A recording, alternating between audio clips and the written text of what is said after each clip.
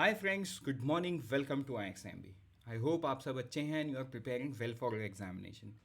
तो शुरू करते हैं आज का हमारा करंट अफेयर जो कि है 26 जनवरी 2023। सो प्रोबेबली आप ये सोच रहे हो कि सर 26 जनवरी का आप करंट अफेयर बता रहे हो लेकिन 20 तारीख के बाद तो करंट अफेयर आया ही नहीं। So friends, you are right. कुछ चैलेंजेस की वजह से I was not able to bring videos for you and I really apologise for the same.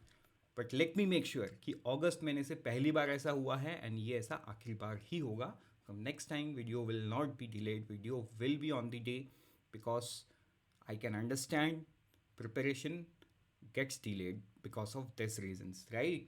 So let's begin. हाँ, जो करंट अफेयर वीडियोस मिस हो गया है वो सारा लाइव हो जाएगा, मतलब everything each days video will come out from today itself. So but in this video let's begin fresh from 26 January 2023. So I would say you must download the PDF because there are some important news which you should revise. पहला चीज. दूसरा चीज, today is the Republic Day, right? So happy Republic Day, my friends. शुरू करते हैं सबसे पहले news से, that is India elected as vice chair. तो वाइस चेयर किस चीज का? देखो, ये जो वाइस चेयर का सिलेक्शन हुआ ये हुआ कहाँ पे? 12th session of the FAO inter governmental technical working group. अभी वाइस चेयर किस चीज का? On animal genetic resources for food and agriculture. तो ये आपको ध्यान देना होगा. तो ये जो 12th session of inter governmental technical working group ये कहाँ पे हुआ था? ये रोम में हुआ था. तो ये देखो, छोटा छोटा चीज़ ना हमसे मिस हो जाता है, ये मिस नहीं करना है. मैं गोला बना रहा हूँ. ये ITWG, ठीक है. ये कौन सा सेशन था? 12th सेशन था.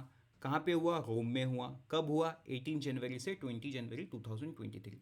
एंड इस वाले वर्किंग ग्रुप में इंडिया को वाइस चेयर इलेक्ट किया गया है and India would be representing Asia and Pacific region.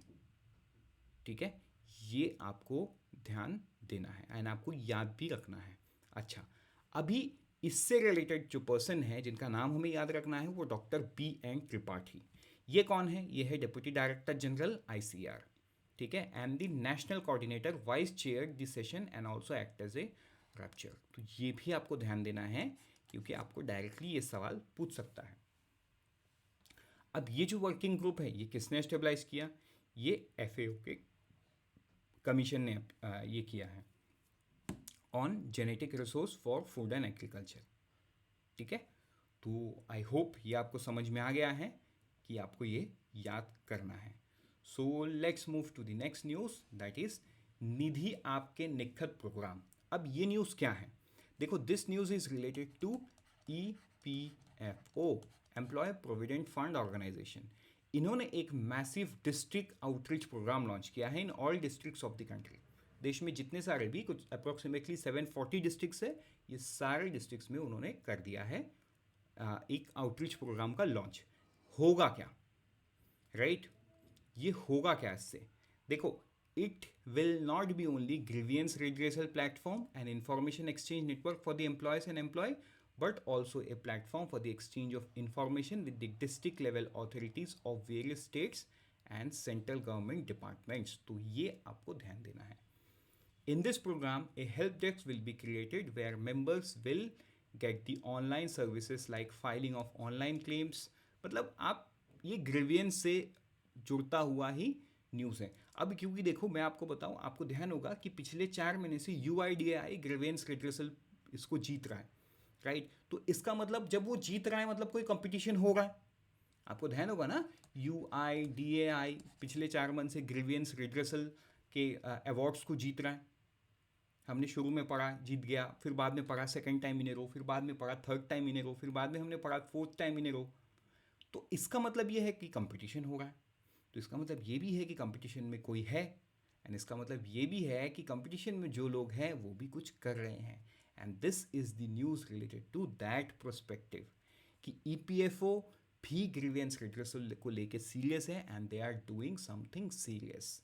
ठीक है, मतलब grievance redressal of the member will be done on the spot, and in case of any grievance could not be redressal on the spot, it will be registered on the grievance portal of EPFO and will be resolved on priority. तो मैंने किस तरीके का government organisation service delivery को ऊपर लेके जा रहा है। ये एक सीधा सीधा एग्जाम्पल है कि ग्रीवियंस को ऑन द स्पॉट ही सॉल्व करने की कोशिश करेगी कौन?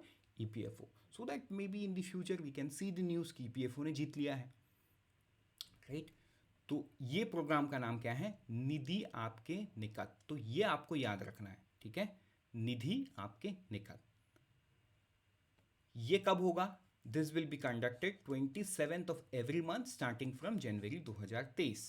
However, if 27th is a holiday, it will be conducted on the next working day, एक दिन पुराना चले जाएगा, ठीक है।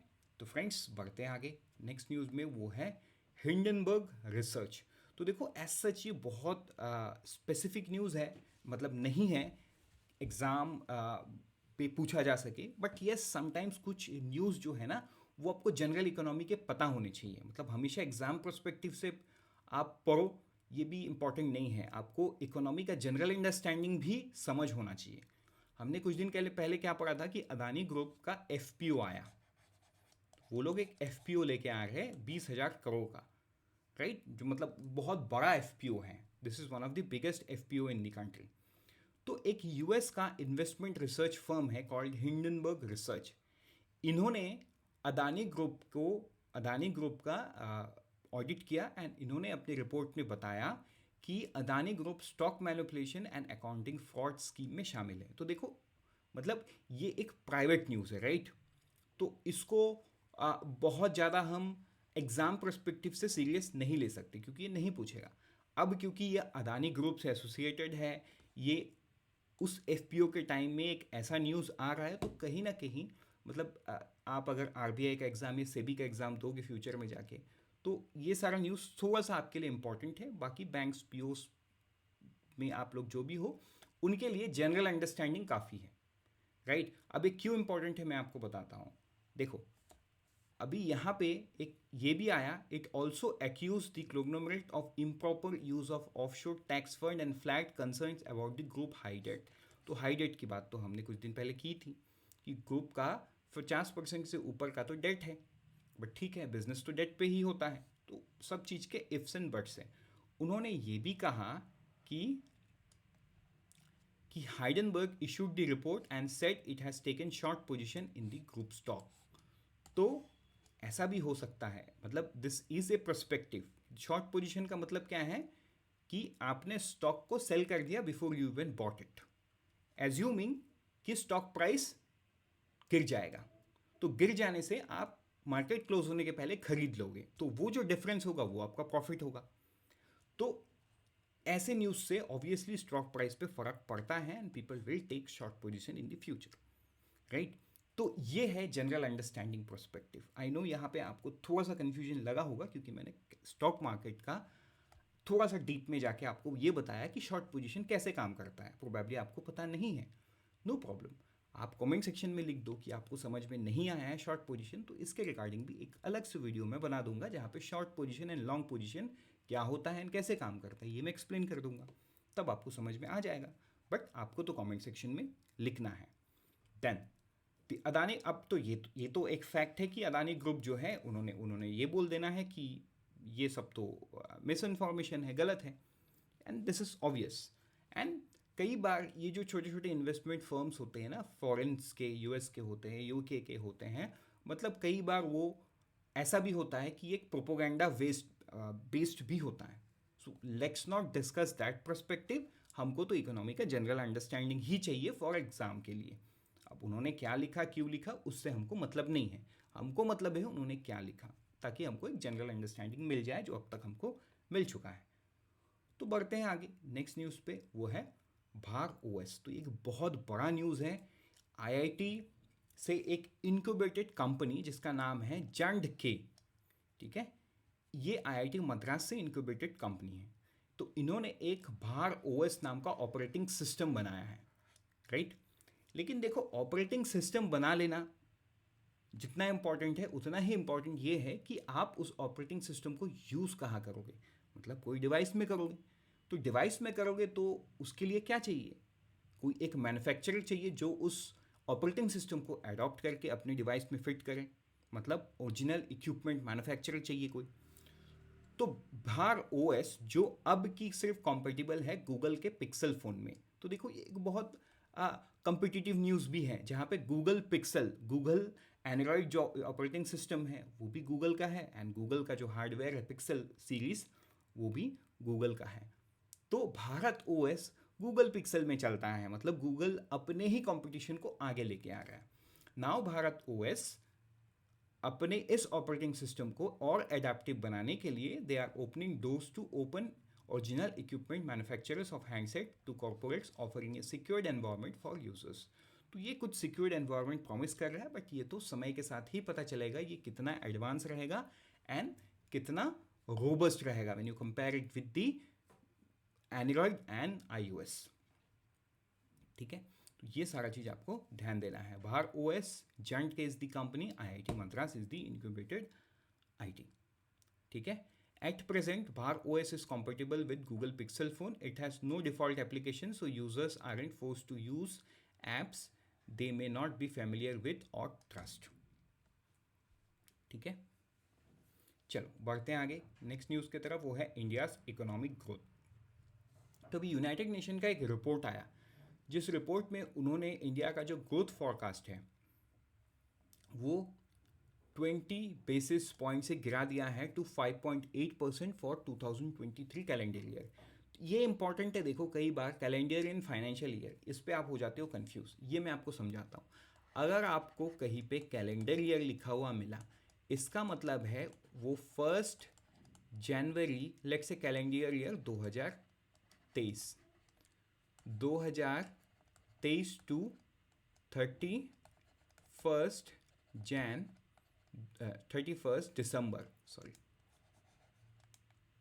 31 दिसंबर 2023 ये होगा। अब अगर मैं बोलता हूँ फाइनेंशियल ईयर, तो फाइनेंशियल ईयर का क्या होगा? 1 अप्रैल 2000, फाइनेंशियल ईयर 2023 का मैं आपको बता रहा हूँ। ठीक है, 2023 का तो कब शुरू हुआ? 2022 में शुरू हुआ, 31 मार्च 2023। ये होता है रेंज एंड ये होता है डिफरेंस। तो मतलब अभी 1 अप्रैल से क्या शुरू होगा? फाइनेंशियल ईयर 24 शुरू होने वाला है। तो यहाँ पे बात उन्होंने कैलेंडर ईयर का किया। ठीक है, 2023 में कितना होगा? 5.8% ग्रोथ होगा। वर्ल्ड इकोनॉमी के बारे में उन्होंने क्या बोला कि वर्ल्ड इकोनॉमी 0.4% से कॉन्ट्रैक्ट होगा एंड 1.9% से ग्रो करेगा इन 2023। ये आपको ध्यान देना है। उन्होंने रीज़न क्या बोला? रीज़न वही है because of the war in Ukraine. जो सप्लाई चेन है वो थोड़ा सा अभी भी गड़बड़ सा ही है। सो बढ़ते हैं आगे नेक्स्ट न्यूज़ की तरफ, वो है G20 स्टार्टअप 20। तो ये नाम भी आपको ध्यान देना है। देखो ये जो G20 स्टार्टअप एंगेजमेंट ग्रुप है, इनका मीटिंग कहाँ पे होगा? हैदराबाद में होगा इसी वीक में। कब होगा? जनवरी 28 से लेके 29 तक। मीटिंग क्या रहेगा? Meeting will create a global narrative for supporting startup and fostering synergies between startup, corporate investor, innovation agencies etcetera. मतलब कैसे स्टार्टअप सिस्टम को और बढ़ावा दिया जाए पूरा वर्ल्ड लेवल पे, उस पर चर्चा किया जाएगा हैदराबाद में जनवरी 28 से 29 under the flagship G20 meetings. उसको नाम दिया गया स्टार्टअप 20। ठीक है, इसके चेयर कौन है? डॉक्टर चिंतन वैष्णव है। इन्होंने कहा कि world third largest startup system कहाँ पे है? इंडिया में है। तो India is very well position to lead the charge in support innovating the मतलब in support of innovative startup. क्योंकि देखो स्टार्टअप्स जो आज के दिन में है ना, दे आर यूजुअली इनोवेटिव, क्योंकि ये स्टार्टअप्स पुराने बिजनेस करने के तरीके को बदल रहे हैं। फॉर एग्जाम्पल अगर आप बैंकिंग इंडस्ट्री में ही देखो, startups like Jupiter and new x, startups like Bharat पे, पेटीएम, ये पूरे फाइनेंशियल वर्ल्ड को चेंज किए हैं। You know they had that technology, they had that vision कि इनको चेंज करना है and the change is completely visible. तो वैसा ही है ना, हर एक सेक्टर में स्टार्टअप्स इनोवेटिंग सॉल्यूशंस निकाल रहा है। जो प्रॉब्लम्स बहुत सालों से, मतलब प्रॉब्लम तो नहीं है, बट जो काम बहुत स्लो से होता था वो आप आज के दिन में मिली सेकेंड्स में होने लगा है because of the innovative solutions by the startups. तो इनको सपोर्ट करना बहुत इंपॉर्टेंट है। तो देखो ये स्टार्टअप 20 का ना 3 मेजर टास्क फोर्स है। एक है पहला the foundational and alliance task force, दूसरा है फाइनेंस, तीसरा है इंक्लूजन एंड सस्टेनेबिलिटी। तो ये सारा चीज़ आपको ध्यान देना है। पढ़ते हैं आगे नेक्स्ट न्यूज़ की तरफ, वो है गैलेंट्री अवार्ड। तो देखो ये 412 नाम आप याद नहीं कर पाओगे एंड याद करना भी नहीं है कि प्रेसिडेंट ने 412 gallantry award defence decoration to armed force personnel republic day में उन्होंने दिया है। बट ये 412 आपको याद रखना है, ये नंबर बड़ा इजी है, राइट। 412 आपको याद रखना है कि 412 गैलेंट्री अवार्ड्स प्रेसिडेंट ने अप्रूव किया है। बढ़ते आगे, वैसे ही एक न्यूज़ है तटरक्षक मेडल। तो तटरक्षक मेडल किनको मिल रहा है? Total 6 Indian coast guard personnel को मिल रहा है। क्योंकि कई बार तटरक्षक सुन के आप कंफ्यूज हो जाओगे कि सोचोगे कि this is given to Indian navy, but this is given to 6 Indian coast guard personnel. पहले coast guard ministry of home affairs के अंडर में आते थे, लेकिन कई सालों से ये मिनिस्ट्री ऑफ डिफेंस का ही एक पार्ट है। मतलब जैसे आर्मी नेवी एयरफोर्स है, वैसा अब 4 अंग है, army navy air force and Indian coast guard. जो पूरे कोस्ट लाइन का सुरक्षा में जुड़े हुए लोग हैं उनको इंडियन कोस्ट गार्ड कहा जाता है। With this we are done. Let's meet tomorrow morning once again and obviously पुराने वीडियोस भी आपके लाइव हो जाएंगे। With this, unfold your potential with IXMB. All the best for all the exams that you are preparing. And always remember, IXMB helps you prepare 50% faster.